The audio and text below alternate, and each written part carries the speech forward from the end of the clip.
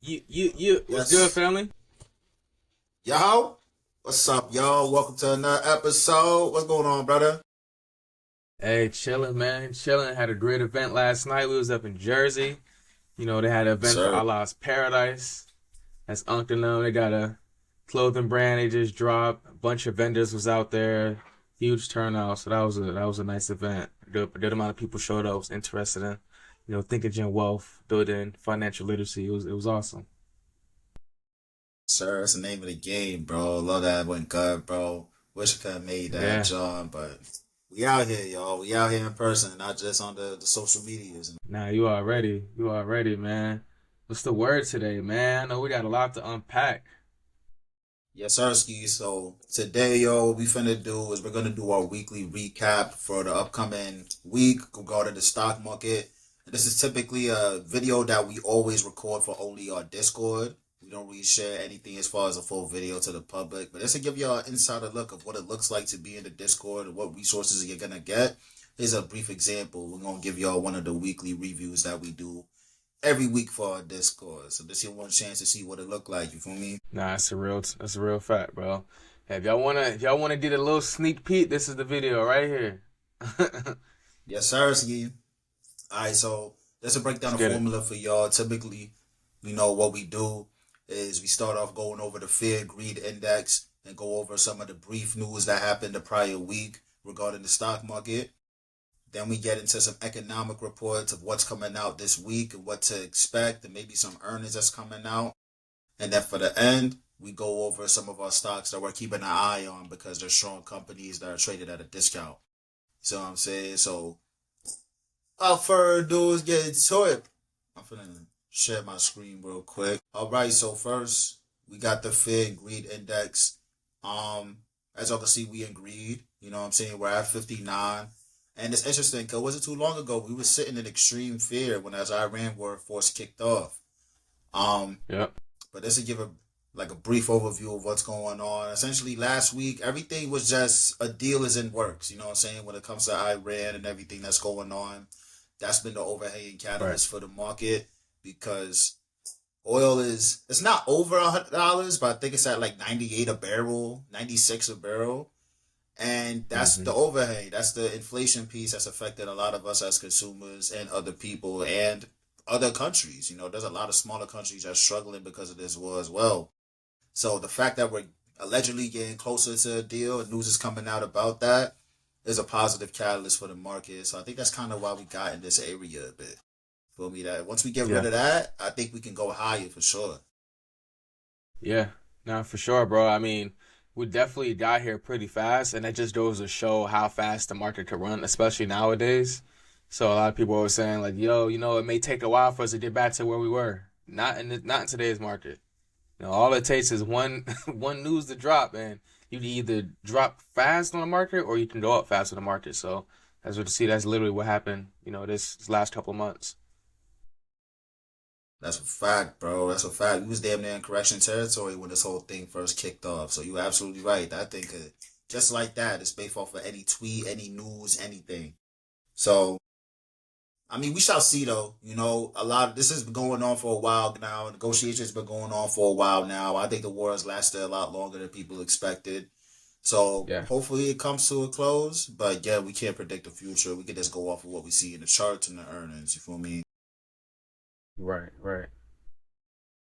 But that's what we got with the Iran war. And overall, I think the biggest thing that is also kind of channeling the fear greed index and pushing it to the greed side is how much this war is affecting the consumer and how that's affecting GDP. Because right now, most of our GDP growth is coming from business spending and government spending.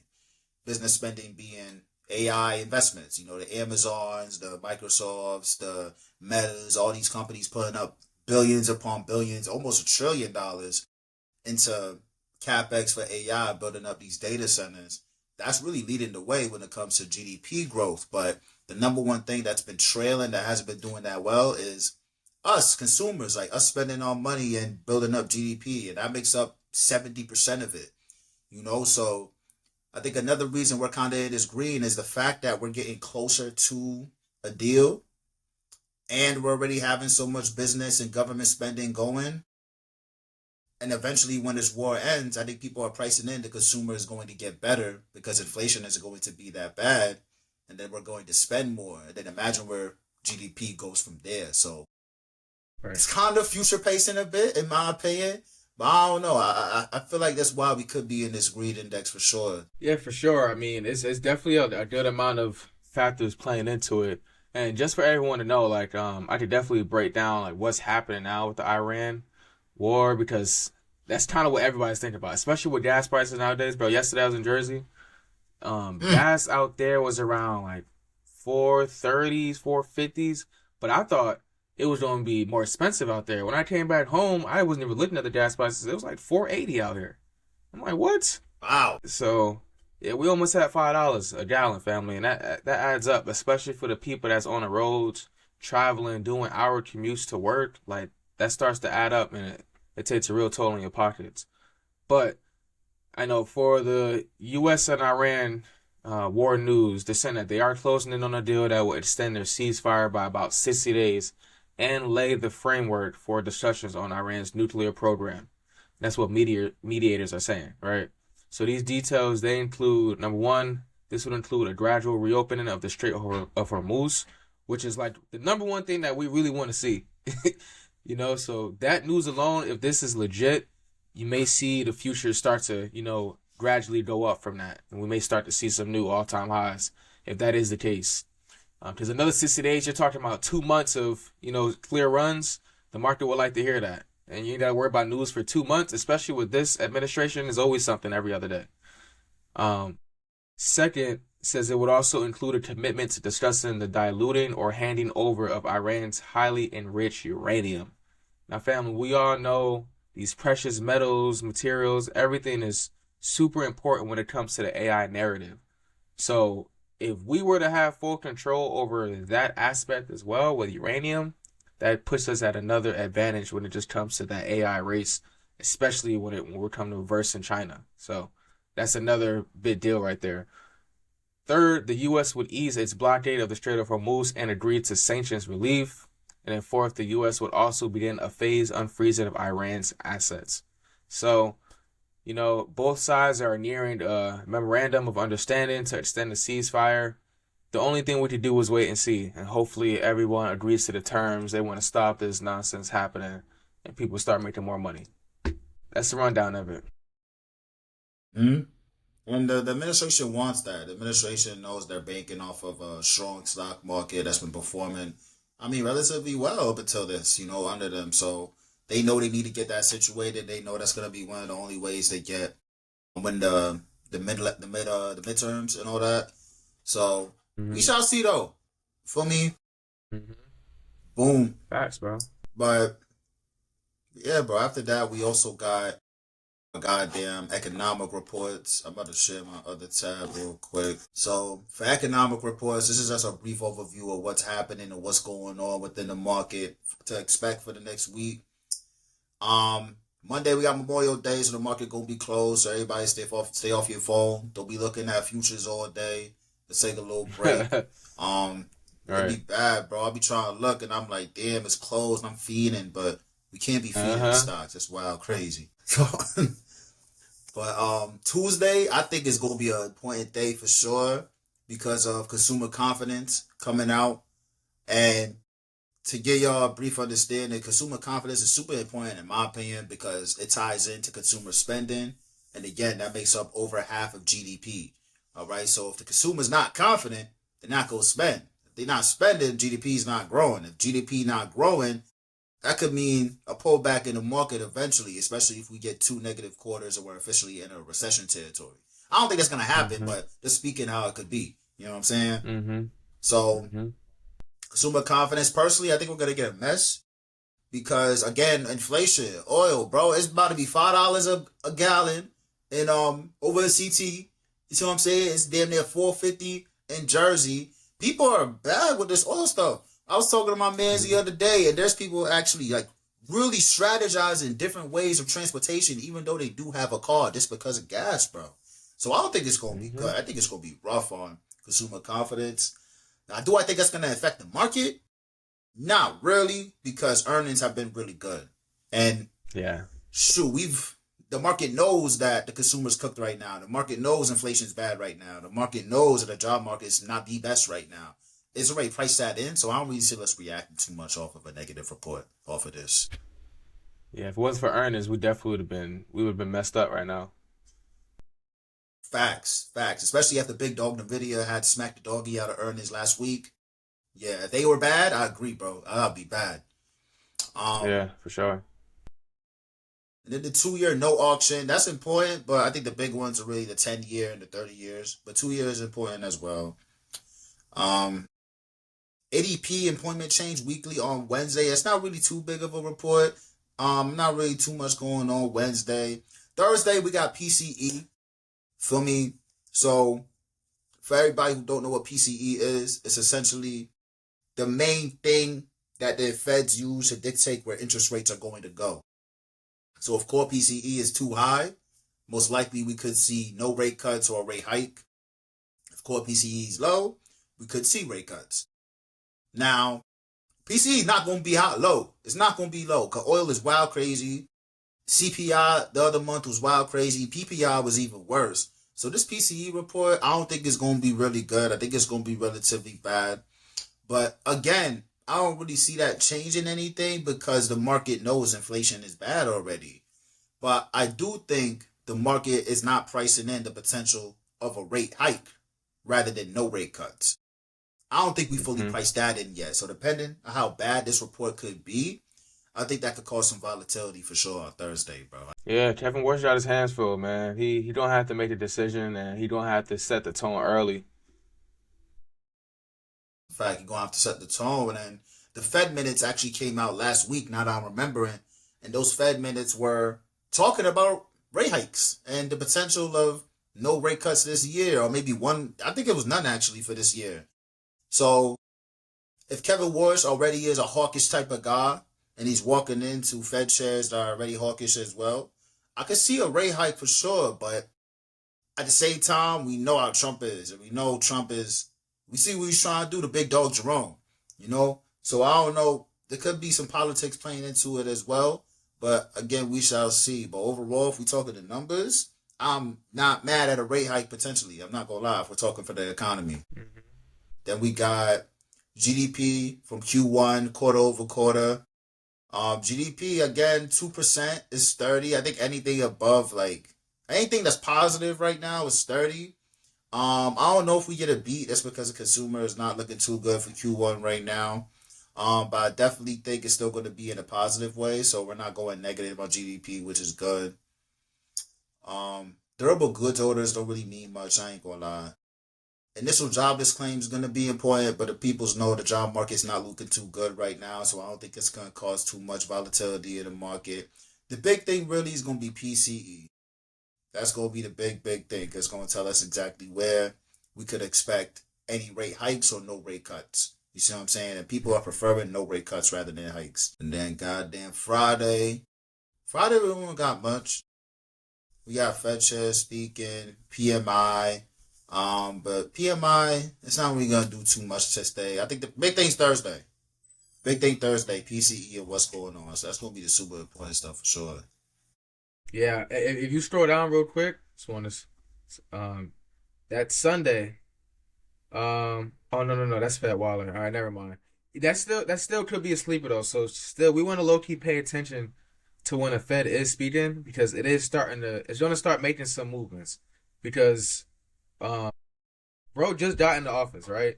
So if he just got in the office, that means that it's already a bunch of talks, there's already a bunch of pressure on him to make a move early, fix the economy early, set the tone early to really show that there is some type of independence with this dude. So hearing what the Fed has to say based off any meetings that they are having today, that's going to be pretty important early on. So just want y'all to just keep an eye out on that. Nah, that's a fact, bro.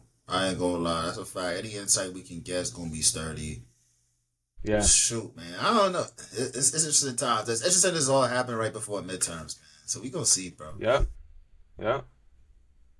Bet, man. Sersky. Let's get into some stocks, man. So let's go into our top four. Let me share our screen for the dashboard. So for new people, this is where we look into the few different stocks that we keep an eye on that we typically drop in our Discord. But for y'all, we got a gem for y'all today. So boom, we got Reddit, bro. Right? So Haha. I ain't gonna lie to you, it's a stock you would not think is making bread, but they're making mad bread. They're making dumb bread. So boom. For y'all who don't know Reddit, we got dashboards explaining everything about the companies we're gonna go over. So Reddit is a front page of the internet, has a network of over 100,000 communities called subreddits. And this is where people discuss everything and anything. And they be talking about some wild stuff on there. I know y'all seen them Reddit links. They be having OnlyFans on there. They be having a whole bunch of wild stuff. Reddit is like the unfiltered social media, like some wild stuff happening in there. Be tweaking. Facts. Tweaking. And people love tweaking. Daily users is up 17% year over year. Like, they really do. And the thing that with Reddit is interesting, they're saying that the archive is now extremely valuable to AI training partners like Google and OpenAI. And that's, I think, a lot of people are kind of factoring in, is the fact that Reddit has so much data that it could be something that AI could be wanting in the future. That could be a catalyst for them. For me. Mm-hmm. But the growth for them is the craziest thing. Right here, we said they just had a Q1 2026 earnings. Revenue grew 69% year over year to $663 million. This is the 7th consecutive quarter that they had over 60% revenue growth. Their advertising, which is the crazy numbers, bro. Like, their advertising, this is the main way they're making bread, is up 74% in revenue. Their average revenue per user, so if I was a revenue and if I was using this product, my average money that I'm giving them is up 44%. For me, their guidance calls for 44% growth at the midpoint. And remember, a lot of companies be doing a thing called sandbagging, meaning they be saying it's going to be this growth. They'll say it's 40% growth they're expecting, but they're really expecting 50. But they want sandbagging, so when the numbers come out, it feels even better. Mm-hmm. So their growth is crazy, but the best thing that I love personally is their margins. Gross margins, 91%. Their operating margin, which means for every dollar that they spend, how much they're getting back. They have a 47% operating margin. So for every dollar they spend, they're getting 47 cents back. Keep in mind, the average company in the S&P 500 has an operating margin of 12%. So this is crazy. For me, return on invested capital, which pretty much is kind of a gauge of how gangster your CEO is. If you give him the bread, what is he doing with the bread? That's up 136%, best in class. Now, what people is going to beat me up on is the valuation, because their PE is the price to earnings, which essentially is gauging how expensive a stock is in the 40s. And that's expensive, you feel what I'm saying? Especially if you got companies like Microsoft at like mid-20s, or like Meta that's at like mid-20s, you know what I'm saying? But the 10-year median is 131 current PGE, but overall the stock is down 50% from its 52-week high. So I think this is going to have a reset in the multiple. That's a decent pullback. That's a super bear market. You feel me? Right. It's not cheap, but I think for certain stocks, I think Palantir is in this group as well, is you're going to have to pay for some growth when they pull it back. Even though it's not ideal PE ratio, you're going to have to still pay for it, especially at significant pullbacks that make sense on the charts. Mm-hmm. Shoot, for Catalyst, they just started up $1 billion buyback program. They have $995 million remaining on that. The Shopify e-commerce integration just rolled out in March. They're expanding their AI trading data, licensing revenue, so more people is going to be paying for their data to train AI. They got Reddit Max ad platform. Their ads are making dumb bread. The U.S. daily user growth is targeting 100 million users. They're currently at 52 million.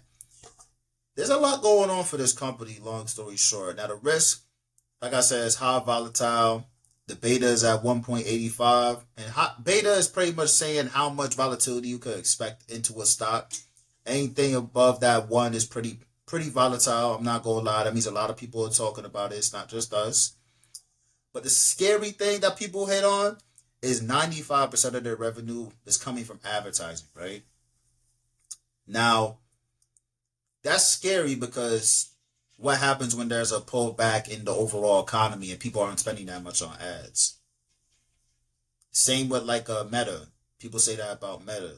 TikTok, X with Elon and them. What happens when that happens? And also, people are concerned about what happens when Google is expanding more of this stuff. You know what I'm saying? How do you fight against Google? So that's why I say the beta is high and it's a volatile stock because a lot of the revenue is coming from one place and people are worried how that's going to perform in turn downs of the economy, which I completely understand. That's a valid thing. But I think you got to factor that in when you're investing into the company and manage your portfolio Yeah, a little better. You feel me? yeah. And then CEO Steve Huffman, I don't know him, but he sound gangster. You know, his return on invested capital is 136%. So I think that's some pretty good. That's pretty good. You know what I mean? Yeah, you So doing something right. yeah, bro. That's my thoughts on Reddit, bro. What you? I mean, I like Reddit, bro. Is when it comes down to like the way I look at stocks too. Obviously, all this stuff is super important as far as financials, the growth story. But when I see a pullback as big as it is, and with still a growth story intact, and they're still on the huge trend, which is AI, it makes me definitely look at this with some interest. Like, all right, this could be worth something. And that Reddit community is a huge community. It's like you may not know about Reddit or you may not be in it, but the people that are in it, they're always in it and they're always using it. And when it comes to information and user use, companies love that. Advertisement companies love that. That's why YouTube makes so much money. Because people are on YouTube literally all day compared to being on Netflix. Someone can watch a Netflix show for about an hour, 2 hours, but when you're on YouTube, you can watch Kai Cenat stream for 10 hours straight. So it's like the amount of times that someone is using that app and then the amount of times that an advertising company could throw ads at you for the next 10 hours. That's why these companies are so valuable. So I really do like Reddit. I think this could be a sleeper play. It's just all about where you're thinking about getting in, whether it's options, a swing trade, or just buying it long term to hold it. So I like it. That's a fact, bro. I definitely think entry is super important on the stock too, bro. So I'm finna pull up the charts. We're gonna go over that. Boom, right? Alright, so this Reddit on the daily chart. Let's zoom out a bit. I wanna see how it look on the 10 year. So Reddit IPO'd, where is this? In early 2024. Which I did not Hmm. know. I thought they'd been out for a bit. But still relatively new. So you'll see with companies like this and Maz, I feel like it's a little more. You have to take it on a little more risk because you generally don't know. There's not even a 200-day moving average here. It's just 50-day. You know what I mean? So overall, I typically don't like any options when we're below this 50-day moving average on the 10 year and the 3 year weekly. But if there's a right setup on the daily, then that's why I would consider something. It's just got to be a real good setup. But that's the general rule I'm seeing right here. Being below that 50 days is a little scary. And then zooming out to the daily chart, I'm seeing some liquidity gaps, right? So boom, I got one right here. This was filled. If y'all don't know what liquidity gaps are, they're pretty much these little pockets that you see, these little empty pockets of nothing. You know what I'm saying? These gaps that have nothing have to be filled. Either it's going up or down. They have to be filled. So when I see that, I want to make sure those are being filled, and it looks like they are. Looks like this one got filled too. This one has not gotten filled, right? So that means there could be an opportunity for the stock to rally up to this point, and this candle being a resistance for it. So I'm just trying to eyeball shit right now, but if I draw this little, there's some support right here. Look like. Let me see kind of right here, but so if I go here, I draw some resistance here. That kind of matches up. So here it's kind of like a descending triangle. Oh, what the hell? And typically with a descending triangle, that's a bearish pattern usually because you have resistance coming down, and then that's kind of like an overhang, similar to when like a 50-day moving average or a 200-day moving average is curling down. You'll see a lot of times descending triangles, a stock will lose support down here. Now, for me, It depends, cause a lot of times descendant triangles be having breakouts too. You will see a stock like I think Iren. Iren had a breakout on the descendant triangle to the upside here, and now it's acting as support right here before. So for here, as far as options, I'm not really jacking anything. I would consider something maybe at about here, 125, if I see some strong volume and I see this 50-day moving average curling up a bit more, you know. But as of right now, I think there's a no man's zone until you actually see some form of support. You see some strong volume here. And the last time it touched here, the volume wasn't that strong. So personally, I think we could lose this line of support. But if we do, we would get down to this 94 range where my anchored VWAP is, which is a tool that tries to find the bottom of a stock. I wouldn't be mad at entry for some shares. I wouldn't be mad at somebody dollar cost averaging and getting into some plays. Not options, but I would say dollar cost averaging for sure in shares. Just because we don't know where the bottom is without there being really a 200-day here on the weekly charts. But if you're talking growth, how the company's expanding, I think it makes sense for a company like Reddit to get a buy around this range. But if it gets here, I want to see some strong volume first for sure. Yeah, no, I completely agree. It's definitely you just tell after earnings it got a little bit of a pop, pull back again, so it needs to pull back to an area where investors definitely feel comfortable buying it again. I definitely think like that under maybe like the 135 range or lower could be another area of maybe some buying. I think best case scenario, that 120 range is definitely a huge buy no matter what happens, and just try to load up if you really do like the play and you trust the process of where Reddit's headed. Rag, you want to do one of yours? You want me to hop back into another one? Oh, you muted. Oh, my bad. I can chop it about AMKR real quick. Let's see, man. What we got here? AMKR. All right. You see it? See the screen? Good. Yep. Perfect. All right. AMKR family. So this is a sleeper play. You know what I'm saying? I actually talked about this play not too long ago. I gave it out in the Discord. We actually jumped into it's kind of like a swing, a far out swing lead for this play. But what they do is they are the back end of chip making. So they're pretty much like the packaging for the chips. So you actually do need this company. I like one analogy that they had used. They said NVIDIA is more of like the brains of the chip. AMKR is like the skull of it. All right. So you need the chip to go inside of this, right? So they take the silicon wafers from foundries and turn them into finished, packaged, tested chips ready for phones, cars, and data centers. So we all know, as soon as you see this word, data centers, it's kind of like all right, we need to take them a little bit serious. What's going on? So they actually have the world's largest U.S. headquarter, OSAT, which is an outsourced semiconductor assembly and test provider. So, they have real expertise in advanced packaging, but the industry is competitive, especially with dealing with Taiwan. Now, the thing is, you definitely want to take this one serious because Taiwan is still under the radar with them almost being at risk because of the China situation.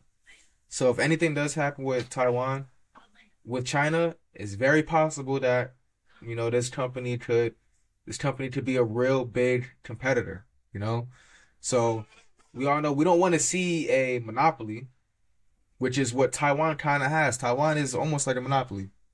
I'm talking about TSM, Taiwan Semiconductor. But yeah, I was wondering. I'm not talking about the country Taiwan. So, so it's definitely some type of competitive downside when you talk about the comparison. But if anything did happen, this company will become very, very valuable. All right. Now, what's up with the growth story? So they gave it an A minus, right? And this is because Q1 2026 revenue grew 27% year over year, which is 1.68 billion. It was the best Q1 ever, which is a great sign, right? And also the management says that AI advanced packaging portfolio will triple in 2026, family. Triple. That's 300%. So that just goes to show what the future looks like. And we all buy off of what's going to happen, We don't really buy off what's, what could happen or not what could happen, what's already happening. So this is really good to see that in the future they're expecting their growth to triple. And the investor they target They're expected to grow from 6.7 billion in 2025 to 11 billion by 2030, family, with higher margins. And their communications grew 42% year over year, and the automotive 28%. All right, fam. So those are great numbers. Now, their financial health is also solid as well. I can take a B, especially when it comes to someone involved in the AI and data center story. 2.1 billion in cash, 2.1 billion in debt, basically net cash neutral, and that's something that you want to see. Overall, the debt to equity at 0.29 is healthy, right? So that's great. Financial health is fine. We don't need to really worry about that. Now, their valuation, they have a PE of 37.8. Now, it is rich for a packaging company, right? The stock has run 91% in the last 52 weeks. So, Yeah, yeah. it yeah, that's a big run. And it's a plus 350% from the lows. So, it's a huge move, family. Now, some of y'all might be like, "Yo, that's a huge move. Why would you keep buying it?" Now, the thing is, it's the catalyst, right? We always want to know what is the catalyst. There's three clear catalysts. This is the HDFO data center. CPU program is ramping now with meaningful revenue contribution expected in Q3. So everyone wants to know, what are these data centers doing? Is there money involved in it? What's going to be the success rate of it, right? Number two, the Arizona facility phase one completes in 2027. So that facility is one of the number one catalysts, because that is a huge facility that's going to do some big business, right? And this is actually going to be in Arizona. 2027 is right around the corner. So when that gets up and running, there's going to be a lot of companies that's going to be dependent on them to get stuff done. The other thing is that it's in the US. So we don't have to worry about no crazy tariffs coming from a different country into our country. It's all home based. So that's really good to know that, we have someone from the US that's doing this for us. They actually are also backed by the CHIPS Act funding. And if you're backed by the government, who doesn't want to be backed by the government? You got good bread coming to you, you know what I'm saying? Tax incentives. So that's just another plus on it, you know what I'm saying? And it's aligned with Apple's US manufacturing push. Apple, multi-trillion dollar That's major. company. Come on. That's huge, family. All right. And their AI packaging portfolio, like we said before, triple in 2026 with new compute programs from major customers. Korea test building completes end of the year. So, love it. At the end of the day, though, everything that we do in this market comes with the risk. So, we just definitely need to see what the risks are. So, this is their lowest grade, because they're saying that Apple represents an outsized portion of revenue, which is estimated to be mid to high 20% range. So that's up there, family. So we definitely don't want to see one company taking a huge amount of their business portions. Like, all right, let's say if DWaugh is a customer and 80% of the money that I make comes from DWaugh. What if DWaugh wants to Yeah. go with someone else? I just lost 80% of the income that I made from losing DWaugh. So that's just kind of how you want to look at it. Like, Apple just plays a huge point of how much money they made. So they definitely have a customer concentration risk. Have a beta of 2.31, means that the stock moves twice as hard as the market. So if the market goes down 1%, Ooh. if the market goes down 50%, they're going to go down 100%. If the market goes up 100%, they're going to go up 200%. So it's just something that you just want to pay attention to. And just as far as management, their CEO is Kevin Engel. He took over as CEO in 2025, so he's fairly new, but he's coming in hot. I mean, this man has been, doing a bunch of projects, so I'm hoping that he definitely gets the job done. All That's a right, and fact. we always got a verdict here.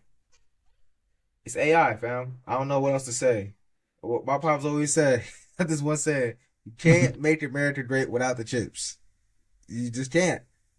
You know, Can't do it. everybody everybody's dependent on AI right now, and if you don't have it, if you're not involved in it, then you're going to be left behind, especially when now that we're in this race with China. So I want to look at the charts, right? I'm looking at AMKR chart right now. This is a year chart. I like where we pull back to. I like where we pull back to. So on a year chart, we're sitting on the 50 day. moving average were right around there hovering. But I love this, this stack. I like to see the 50-day moving average and the 200-day moving average with this space. The 50-day moving average is still above the 200-day moving average, still aiming higher, so it still looks like we're on this uptrend. We had a healthy pullback. We hit $79. We pulled back to around this $62 range. And actually had this line going back to, what date is this? Had this going back to April 14th. So pull back to the April 14th resistance. Use it as support. Love to see that, fam. I definitely just like to look at the weekly as well. Now it's a crazy breakout, right? And as you can also see, this company gives out a dividend, so it just goes to show, like, this company is in great financial health. They're paying out money to their shareholders, so it shows a lot. So I definitely like where it's at. I mean, as far as like the RSI, it's not too bad. We got the RSI sitting at 46. I think that's a great level. I just like to play. I don't think you load up crazy at this area. I think maybe if you want to get in, you could definitely get in here because it still looks like we're on that uptrend. Do be prepared for any type of downside. I think the risk is definitely a pullback story if anything does happen, as far as something involving with them or just the overall economy.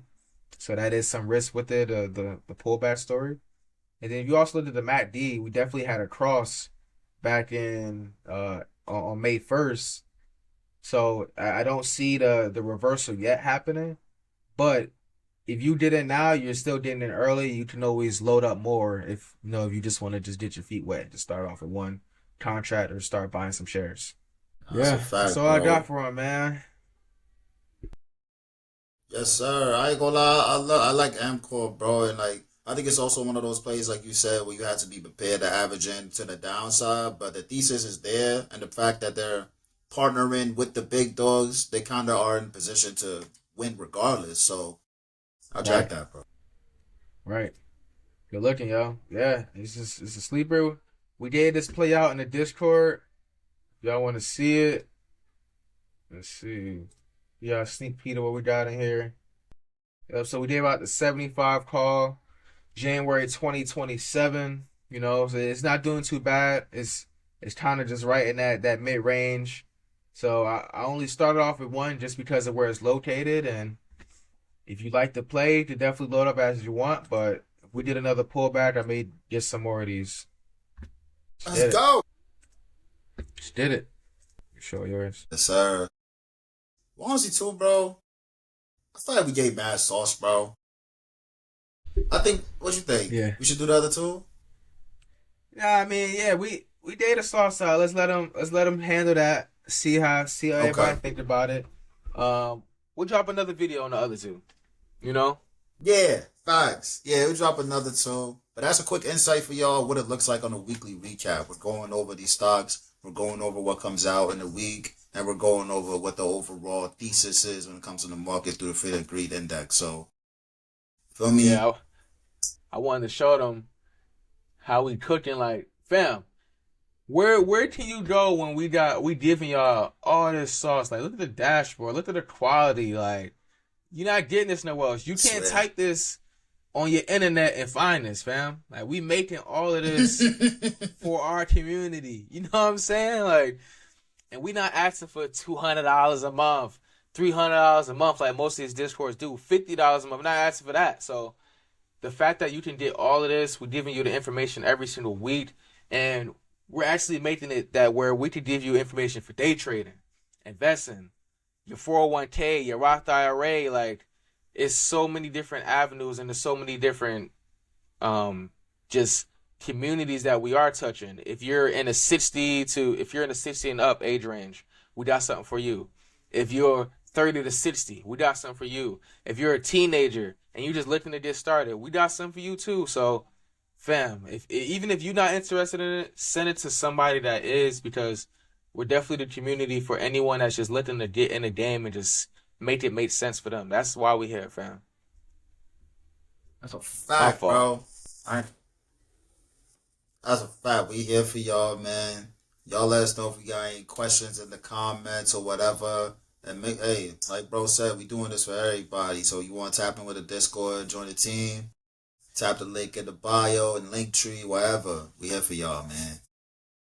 Hey, it's a pleasure, y'all. Hey, I enjoy y'all Sunday, enjoy y'all holiday. My brother, we definitely gonna talk soon. Yeah, man. It was good Zarsky. talking to y'all, fam. Peace. All right, y'all.